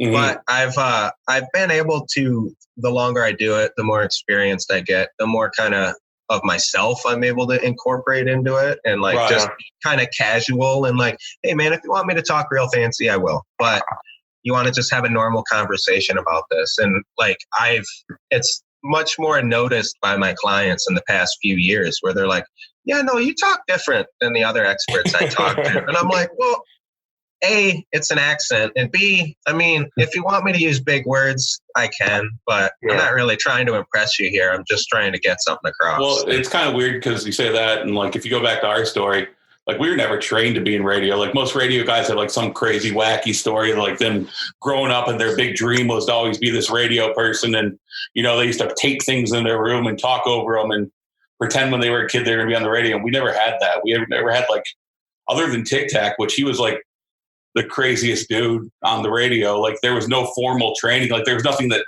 was ever polished with us. And I think that relates to people way more than like the average, like radio show or radio person too. I think that works to our advantage, definitely. I have to paint a picture of the two kids who were sitting in Mike's back room playing video games, and then like a week later, you're in Philly on your own, getting paid in cash to basically host nightclub gigs and entertain people. I don't know how you didn't fall through the cracks. Like, how did you guys not screw everything up at that point? Oh, I mean, there were plenty of instances in Philly I mean, that could be a whole separate podcast. I mean, we were in Philadelphia for 2 years. There was, Bro, I used to go out every night during our show and try to find a way to get arrested, like literally like get arrested. Like there was one time where, you know, the X Games, right? You're familiar. That's obviously. Yeah, of course. Well, it used to be in Philly. Like that used to be where they would always do it every year. So they brought over like this big mountain skateboard one day, and like my skateboarding skills, with the huge wheels. Yeah. I'm 6 foot tall, like, you know, over 300 pounds. I take that out onto the freeway there, which is like a 3-lane freeway. And there's always a traffic jam. The Schuylkill. I'm wearing like a cape. I'm in my underwear and I'm just in the right lane. Like, and I shut down the city. Like I shut down traffic in the city. And it's just this fat guy like skateboarding in the middle of traffic. And this is pre-viral, really, right? Like, I mean, yes, it's coming, but back then, if it was this time, like that was even before like the whole Jackass thing and all that happened. Like, if the internet was around, if the internet was around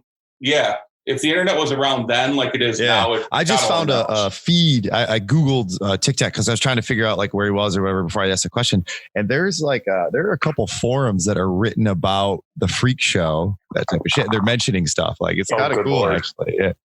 Oh, wait, was that the Philadelphia article, like quarterly?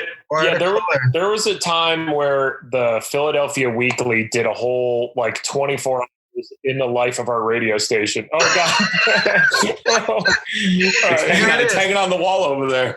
Yeah, but I mean, your nipple billboard really was. I mean, as you turned it, we saw.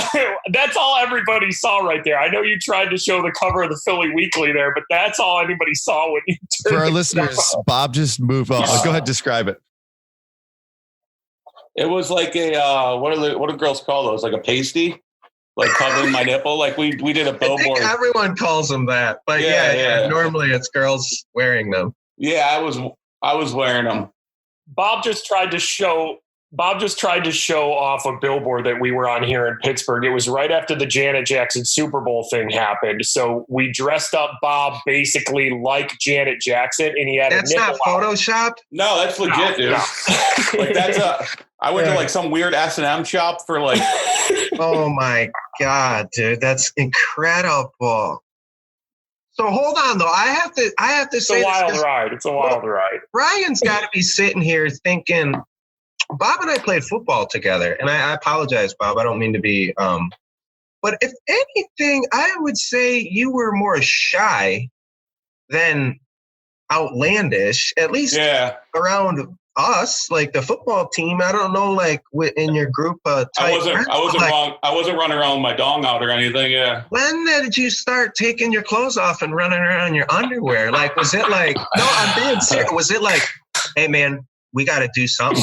Bob, take your clothes off, or were you just like? Was it your idea? Sorry. Do you remember the first time you were public in your underwear, Bob? Yeah, I think so. Like we used to do this thing called Hump Day Wednesday. Where I'd go out and just like drop my pants someplace, like public businesses or whatever, and I'd hump just random things. And then they'd eventually walk up behind me, whoever's business it was, and like throw me out or whatever. But like that's my first thing. Like that's how you got started. That's how you broke into. That was the gateway. That was the gateway drug. Yeah. I just because when Mike told me when we chatted a couple weeks ago, because it's been a minute, man. I don't know if I've seen you guys since Michigan State days. He told me about this, period in Philadelphia, and I'm projecting here embarrassingly, but I was just like, oh, I would have screwed that up. Like, there's no way with exposure to all that stuff, and all of a sudden you guys are getting noticed everywhere. You got some money, I'm sure, but like, what did you guys live together probably at the time? Like, we lived in a really crappy apartment together, and on a college campus. Yeah, which was trouble. Like we went to college, but we didn't go to college. Yeah, so we were in like West Philadelphia, and a lot of our, like, we would get paid through the station, but a lot of our money we were getting paid went out and hosting events at bars, and they would just pay us under the table in cash. Like, I hope the FBI is not listening, or the IRS is listening to this, because like, and at the time I was 20 years old. Yeah. And like, I was hosting gigs at bars and they were paying me in cash, and, you know, full run of the bar. Just drinking the whole time. Yeah. And I'm not even legally old enough to drink. So it's like beyond a kid in a candy store. And we have microphones where we can say and basically do whatever we want in these clubs. It was a wild, like, Bob and I are doing the exact same thing right now. There was one night where I decided I wanted to breathe fire. Like, one of the bartenders was like, breathing fire 151 or whatever. So it's like, all right, that sounds like a good idea. Dude, I almost like singed all my hair and my eyebrows off, just like a completely hammered mess. Just like there were no rules. We had no rules at all.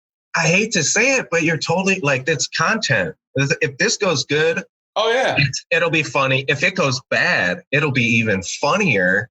If we get stopped halfway through and kicked out, that's best case scenario. Like literally. We had one club night where it was like, the club promoter guy would call us and he'd have a swimming pool. He'd be like, I bought a swimming pool. I bought like Hershey syrup. I have 2 bikinis. We have a head of lettuce. And he'd like to make up this ridiculous shit. And then we show up to the bar and he'd have like people in the swimming pool, like either wearing the lettuce or like a bikini. It was everything you think. It was a disaster. And I don't know how, like, when you say I don't know how you guys survived it or like didn't screw it up, like I question it. Like when I talk about it all the time, just like, I don't know how we didn't completely destroy our careers. There wasn't a video. They didn't have a video camera in every single moment, right? So like if something was recorded, it was a little bit more like anecdotal instead of everything being recorded. The visual is sometimes too much information, you know, like you guys describing something is usually more than enough. But I think we were wild enough in Philly and we wanted to do whatever it took. And we knew this was like a big major market and a big major market radio station. And we're just like, even if Bob like has some like legal troubles because we have him running on the highway in his underwear, or, you know, whether we're just hosting these, you know, wild parties or something, it just all goes back to, we didn't want to give it up. So we were going to be like the wildest. We were going to just, you know, host the biggest parties in the city. So clubs would want to advertise more with the radio station. Like there was one night there's 1 week where we're hosting like, you know, 6 parties a week for a period of time. So, I mean, the station was making money. They were happy. Me and Bob had plenty of money for the age we were at. It was all in cash, but you know, we were just living in a crappy apartment. You know, we were living the like college life without actually going to college. You had an incredible social life, but had none, right? Because all you did was you were literally on the clock socializing at all the clubs, all the bars. You weren't paying for any booze. I mean, I'm sure you didn't have to pay for every meal. Like literally, it was all expenses. Have fun. Just turn your mics on. It was a wild 2 years. It was a wild 2 years. Actually, at one bar night, Hetzel appeared. Him and Andy showed up out of nowhere. It almost seems like when I think back to it, it almost seems like it wasn't even real because it was all blur. Can I paraphrase and correct me if you want to expand on it? But is it safe to say that, like, whether it wasn't the city, but your guys' work situation got a little small for all of you in Philadelphia? Like, I mean, you guys were getting a little big for the opportunity at hand, right? I don't mean that physically, but. Yeah, no, we were just, since we were doing a night show and together we had all, you know, me, Bob and Tic Tac, he had done a night show in Detroit for, you know, a little over a year and then Philly for almost 2 years. Like, you know, you're going on 3-4 years as a night show. And, you know, Tic Tac was used to that, but all together we we collectively kept kind of ascending at that point. And we just figured. I remember the Philadelphia Weekly thing was a pretty big deal where it's like. Well, I think it's worth talking, like, at least briefly, because that's a really interesting, like, sometimes I don't want to phrase it like you guys got too big for your britches, but like it sounds like you grew out of that house. You know what I mean? And that article is a perfect anecdote. If you don't mind, like tell Ryan a little bit about that. Like I know the story. There was a guy who did a piece on our radio station Q102 in Philadelphia, and he basically sat at the radio station for like the entire day, morning show through night show, and was documenting everything that went on at a radio station, almost like, hour by hour type thing of what everybody does in their shift and kind of what happens off the air. And they were going to do a big Q102, cover and everything like that. So it was kind of, a big deal to be in this paper and be like the cover story. So and at the time we had this long running morning show that was on our station. Like the guy's still, I think, in Philly radio someplace, but he was like the morning show at the time, and he had the cast of characters with him. Yeah, you're on a team, but you're at the end of the line. Yeah. We're the night show. Like we were the afterthought of everything that was going to happen. Yeah. So this guy basically wrote the entire piece on the radio station, but just kind of made us look a lot better, and was just like, the radio station kind of runs itself, and there's a little, this happens here and this happens here. But then like 6 o'clock rolls around and things get a little different than the rest of the radio station, and they're talking about our show and what we're doing that night and everything. And so basically it was just kind of outcasting us as like, it's a little different at night. So then when the actual issue came out, the cover was supposed to be the morning show on the cover, and then like I guess our three like a thumbnail or something. No, it was supposed to be the in the corner thumbnail, the girl who did, or the midday person, the afternoon person, then all three of us, and like the night show thumbnail. Like one thumbnail with three of you on it. Yeah. So then the issue came out and we're on the cover, like as the night show, and the morning show is in the small thumbnails. So, it was like the station was happy, but at the same time they weren't happy because the guy was just honest. He was just like, all right, the night show was really the thing there. So yeah, he was a journalist. That's what he saw, right? I mean, right. Yeah, he was telling the truth, but we were on the cover of the Philadelphia Weekly, and then, that was some awkward times in the office. Well, after I was just going to say, no matter what, right? Someone knows you're on their coattails, whether perceived or real, like that's bound to rub people. But I think, from there we had just done it long enough to where we're just like, we're probably not a night show at this point. We could probably do this in the morning, and, from just people in the radio industry, if you want to make, I guess, maybe more money or, go to a bigger shift, maybe a more important time slot. Morning drive is more important. That's the evolution, right? Yeah, no, that makes sense. More listeners, I guess. At the end of the day, as a radio host. Radio wise, it's more ad money for those stations. So you're at a much more valuable position if you're in the morning drive, like more listeners, more ad money. So we got the chance to come here to Pittsburgh. Yeah, so that's what brings us to current day, but you guys have been there for 15 years. So 15 years ago, did you basically... Tic Tac came with us to start the show out. Okay. Like he was here for, I think it was maybe 2 months. And he basically, one day we were all planning the show together, just like trying to figure it out. And at that time, me and Mike were pretty much planning the shows on our own. And like, it was basically, it was transferring to being our show. Yeah. And he just was just like, guys, I can't wake up in the morning. He's like, this isn't for me. He's like, I want to go do, I want to program. Because he had always been a night guy, right? Yeah, he's always been a night guy or like an afternoon guy, or like sometimes he was the program director, but even then it's like normal work hours. So the 3 a.m. wake up, he's just like, guys, I'm sorry, this isn't for me. I'm out. And we're like, okay, let's see what happens now. Yeah. Like, I guess we'll steer the ship from here, right? I mean, we've been doing radio at that point like 3 or 4 years, but never on our own. Yeah, you knew you could do it, but so literally one day you just showed up and it was the Mike and Bob show. Like, yeah, there was like a 2-week, 3-week period where nobody was really sure what was going to happen at the station, but we had already made our initial mark in Pittsburgh and already like sent the ratings for the station like through Just the in roof. those first few months. It like tripled what was happening before. So it was more of a contractual detail type thing. You guys were confident in your career. They could have shit canned us if they wanted to, but like we already made a wave in the ratings where we were going against a direct competitor, and we were already like killing their ratings. And they've been on for like, they were like the station that was on for 15, 20 years at that point. So and it took like a couple months. Yeah, was it like a new foray for for your station, or were you guys kind of replacing someone else? They always had a syndicated show on from, I think they were in LA or something. It was nobody you've ever heard of. It was nobody we've ever heard of. It was just somebody talking between the songs. Like it wasn't like a real morning show running or anything. And at the time when Tic Tac left and there were like those 2 weeks, like I was 22 at the time. Mike was still 21. That's not really heard of for like guys that young to get a morning show. Like you're usually in your mid 30s, you're calmed down a little bit. You're settled down a little bit. You're definitely not in your 20s, early 20s.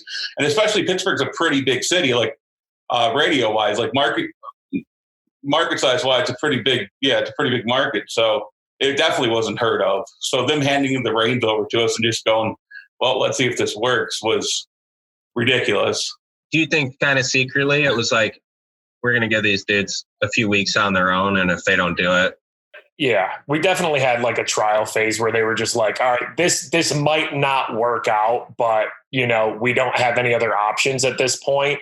So, yeah, it was probably like a short leash, situation where they didn't know what would happen when they gave a morning show to these basically two kids who were sidekicks. And I mean, that was 15 years ago, and it's, the same. The wildest shit is like now, like people talk to us about like, yeah, I was listening to you guys when I was going to middle school. And it's just like, well, we were only a couple of years older than you at that time. We weren't even there. I was listening to you guys on my way into high school. It's just like one of the funniest ones is Pat McAfee. You guys know who Pat McAfee is? Like he went to high school here, and like he'll be like, yeah, I was listening to you guys when I was going to high school, like driving in every morning. Like we know Pat from over the years and stuff like that. It's just like, well, you're making us feel old, Pat, but really Pat's only like 4 years younger than us. So it's like, yeah. And not to name drop, but like I'm a huge Mac fan, and like so those dudes just started Mac, and like is Wiz older than him? Were you guys in Pittsburgh when those dudes were still in high school? Like where those dudes were listening to you? Oh yeah. But you guys you couldn't play their music though on your station, right? At that time? I mean, a couple songs would sneak on here and there when they were, coming up and everything. But I mean, of course, like Wiz Khalifa's bigger songs when they were blowing up. Like, I mean, Black and Yellow is basically it's the national anthem, right? Of Pittsburgh, yeah, so for sure. As it should. But yeah, we had a better. I mean, we still keep in touch with Wiz and his entire camp, but yeah, those guys were coming up, and one of our best friends here is like DJ Bonix, which is Wiz's tour, but he worked at our station like the entire time that we've been at our station too. So, we knew him way before we knew Wiz, and then he went on a tour with Wiz, and that's kind of how we grew our relationship with Wiz and everybody through DJ Bonix. But Mac, we've known since he was.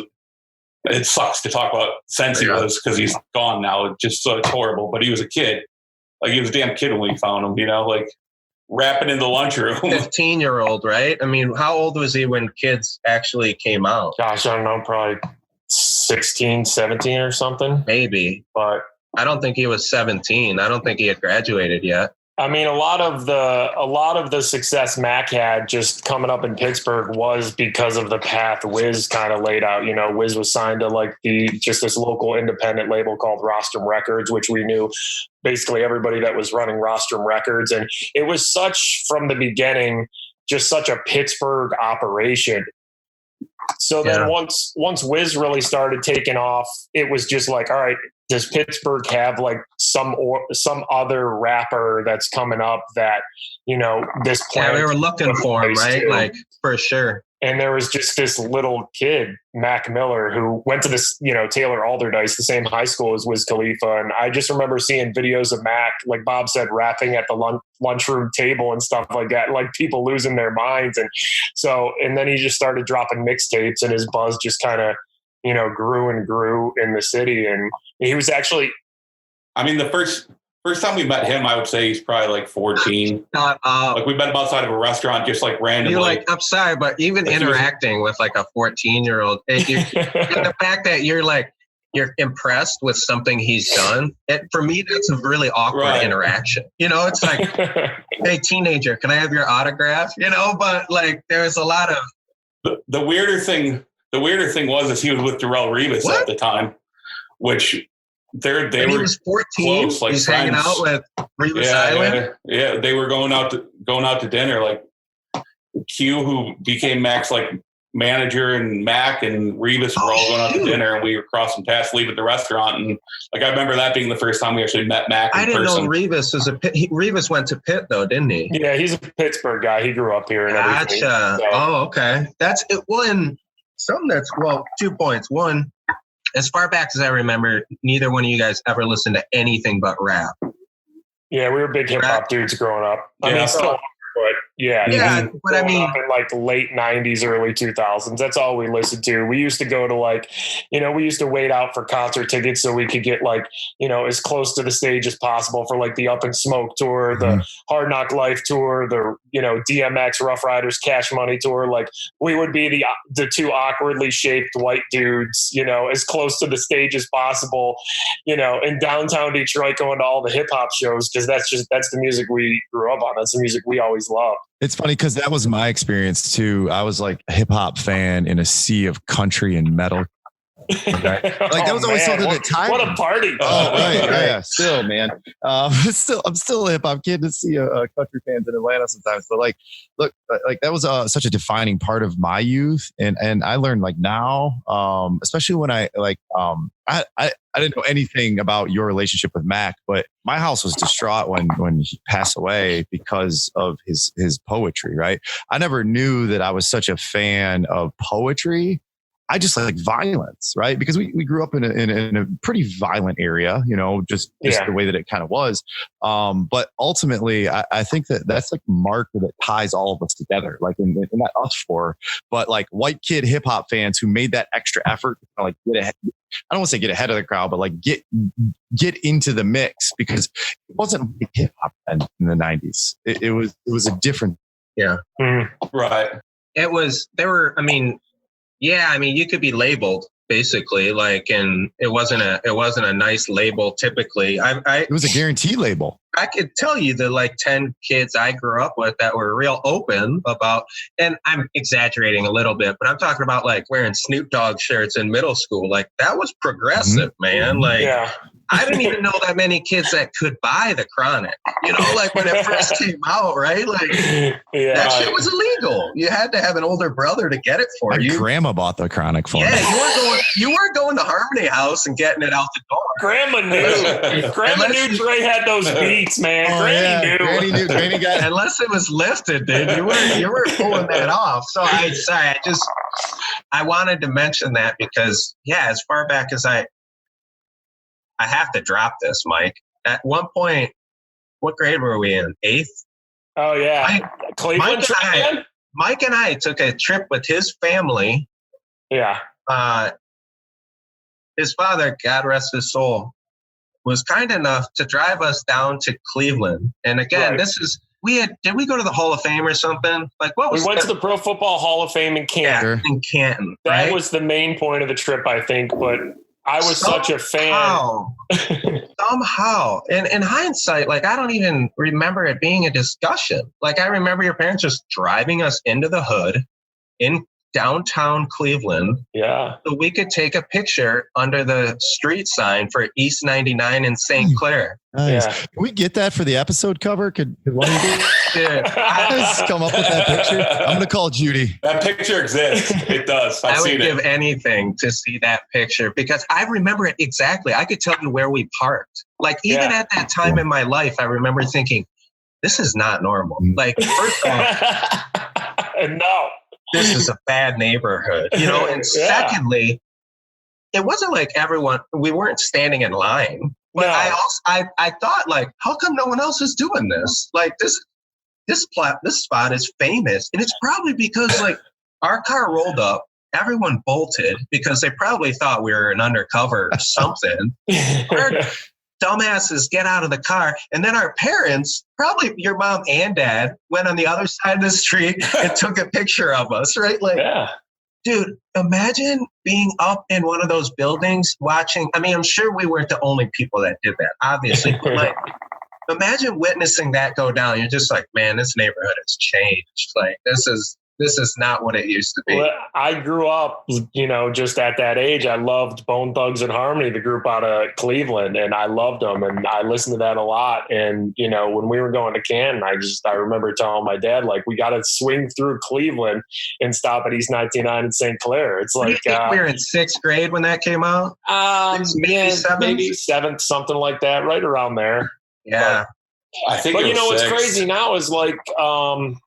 That's what we have in Pittsburgh now, like Blue Slide Park, that Mac named his #1 album after, and that he, people just come and visit and take pictures. Yeah. So like I see those kids now in Pittsburgh take pictures, like as young as we were, even younger, they want to go see where Matt grew up. And it's funny because awesome, like years ago, me and you were doing that in Cleveland to this group that I grew up listening to, and, whatever. But yeah, it's cool to see kids do the same thing now in Pittsburgh for Matt and Blue Slide Park.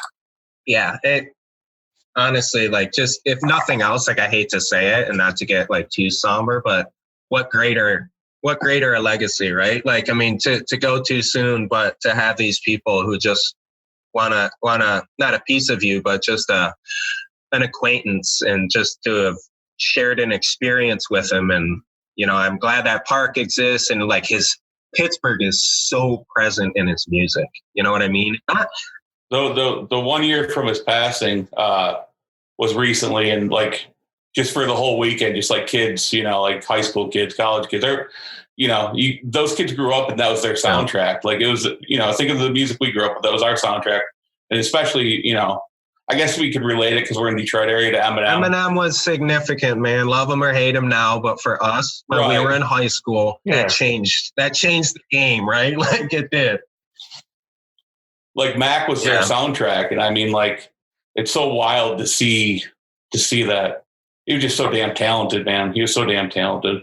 It's pervasive in a good way, particularly with somebody who is so good with words. Yeah. And, his ability with the double entendre, I think, is probably like similar to Jay in some ways. Yeah. Not that this is a hip hop show, but it's magic, and it really throws all the preconceptions out in my mind, because we connect through energy, right? And the energy to be able to describe something that brings children across a country over headphones is just it's an iconic thing. And our dads could probably have the same conversation about, insert Detroit band or whichever band was for them. I think for my pop it was MC5 in Detroit. And like, and I mean, like, and like, I think Sneaker was maybe a little bit more family oriented, but guys like Mac or Bone, or like, I don't know a ton about MC5, but like they were pushing this envelope into this area of window in which it allows you to expose a little bit of pain that, like, your parents might not get it, but that pain has to find a way out of your heart, man. And I mean, I feel my voice shaking. I know he was your friend, but like for me, losing people like that, it more than a martyrship, right? Like, it's an iconic thing. It's a shame that your family has to experience that after the fact. Well, all of us talk about it, but like, man, what a way to influence the rest of the world for so long. Yeah, I think we always try to say, we made the point kind of right after he had passed in Pittsburgh. I think a lot of people that were maybe, older, or they were parents of kids who listened to our show, but the parents didn't understand why their kid was so upset that this like kid from Pittsburgh like overdosed on drugs. We had to I felt like we had to explain to a lot of those people why this hurt so bad, because we always said, like, the most impressionable time, and Bob, you were just mentioning this too, the music you listen to when you're in like high school and college, that's going to be your music. Like, whether you like it or not, that's the best. You always look back on that time as like, well, they don't make music like this anymore. It happens. Even if it's shit, you're right. Even if it's shit, because that's the music that you party to. That's the music you have friendships with. That's the music you fall in love to. That's the music you have your first job to, your first career, you buy your first house to. So all these things are happening in your life in this 10-year window. And that's a soundtrack. All those moments have a soundtrack. And we always say, for all these kids in Pittsburgh, for like a 10-year gap, like Mac Miller and Wiz Khalifa, it's their soundtrack. And to have those guys be from that city, it's not like a New York or LA thing where you get, or even Atlanta too. I mean, of course, Pittsburgh wasn't this hotbed for hip hop. So for like 1 year in hip hop, like this was the center of the hip hop world. Like Mac and Wiz could do no wrong. So for kids growing up in that time, that was their soundtrack. And then to just have the guy who made so many of those songs you grew up listening to just go way too soon. We were always explaining that's why it's so hard for so many, especially kids and college kids and high school kids and kids, that are just getting into their late 20s, early 30s. That's why it was really tough on them in Pittsburgh. And plus Mac was the guy too, that when he would come home, he would just be like Ed Sheeran was doing a show here a few years ago. And Mac just took him to like some hole in the wall sports bar. Like these two recognizable dudes, like Ed Sheeran, like arguably the biggest male pop star in maybe the world right now. Like Mac literally would take him to a hole in the wall sports bar and, they go play pool for a couple hours. Yeah. And like people lose their minds seeing them, but it was like no big deal because it was this little hole in the wall shit bar, like that.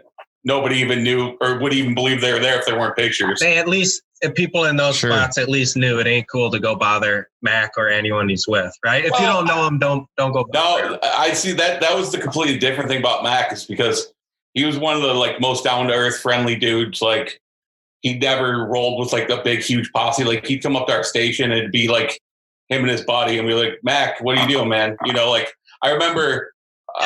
And this isn't, you're talking about beyond when he was a teenager. Oh, yeah. No, this is when he had success. Yeah. This like dating Ariana Grande and stuff like that, and like we'd be talking to him and he'd be like, you sleeping at your parents' house? He's just like, oh, yeah.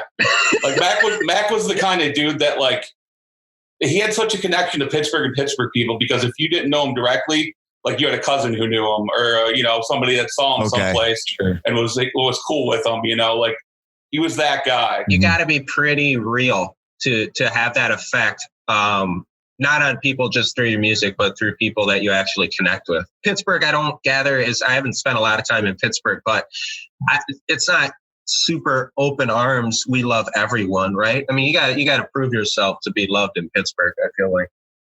Yeah, Pittsburgh's, I mean, they're pretty loyal to what they're loyal to, but once you break through that, once you break through that barrier, they love you forever. I mean, we're not, of course, originally from here, but once we got in, man, it was just like you're in that Pittsburgh family. And once you start doing good and, just they accept you and embrace you. So, yeah, Pittsburgh's always been super welcoming to us because even when we started off, I think Pittsburgh has worked so much for us because not only the type of city it is, but our personalities and how we are, me and Bob as people, and how we do our radio show where, like we've discussed, where we're not really polished. We never really grew up, sitting in front of an imaginary microphone, just going, Mikey and Bob, I'm Mikey. We were never those kind of people. So Pittsburgh is the kind of city who knew that like, oh, these guys are a little bit flawed, they're hardworking, but, there's really not a lot special going on there. But, they're talking about the things that are going on in the city. They're talking about the Steelers, the Penguins. They're talking about, Mac Miller, Wiz Khalifa. They're just like, these guys don't sound like, a polished radio show, but they're my radio show. These guys aren't from LA, right? Like these guys. No. We were never like too cool for the room or anything like that. And like we'll get calls every now and then from like random people, and they'll like be like, yeah, my aunt told me like she went to prom with one of you guys, like, and we're just like, no, like we didn't really, like we gotta break it to them, like we either break it to them like we didn't grow up here, or we're just like, yeah, we were with her, They just play along. And Judy's been rolling with that for like a Right, I know. decade, The bro. aunt's been telling the story. It was just some other fat guy, You just crushed it. that she went to prom with. All right, guys. I can't honestly, like, I'm really disappointed because I just realized it has been 2 hours and I'm just warming up. I'm just warming up, right. bro. Yeah, I'm just warming up. What time are you guys on tomorrow? I'm gonna call you guys tomorrow and force myself onto your show. What's your time difference? 6 hours? It's only 6 midnight hours. for you. Yeah, midnight, man. We start at midnight Hawaii tonight. time. You go on at 6 a.m. Yeah, 6 have about a.m., 6 yeah, beers yeah. and call so, up. you know, All right. whenever No, I'm you're, calling you guys. One of these days, I'm gonna call you. whenever you and Nicole are having a few drinks or something, having a little bit of a late night, and you're bored, and you're Oh my God! Have you ever gotten a caller from Hawaii? Sports Center right now. Oh crap! From Mike and Bob are on. I don't think we've ever gotten a caller from Hawaii now. No, that'd be epic, dude. I have to. You guys, We'll be waiting for it, man. I can't thank you enough. Like the problem is going to be our next episode. Like I wouldn't want to follow you guys. This has just been a lot of fun, man. I'm so happy for you guys and like your success, and I'm going to have a hard time closing this out. So I'm just going to stop right there. Like Bob, Mike, I love you guys. Thank you. Yeah. Thank you so much, man. Thank you I'm glad, so much. glad you found some happiness there, Mike. Hawaii looks pretty magical, man. Yeah. And I'm pretty Ryan's, happy, boys. it looks like you're having fun in Grand Rapids right now, but it's good that you're doing good and, you know, everything. And it's all good, man. You're out of Atlanta usually, though, right? Yeah. Yeah, I live in Atlanta. I've been there about 8 years now. My wife has some family that lives there. It's a pretty great place. Oh yeah, it's a great city. I love it, man. I love it.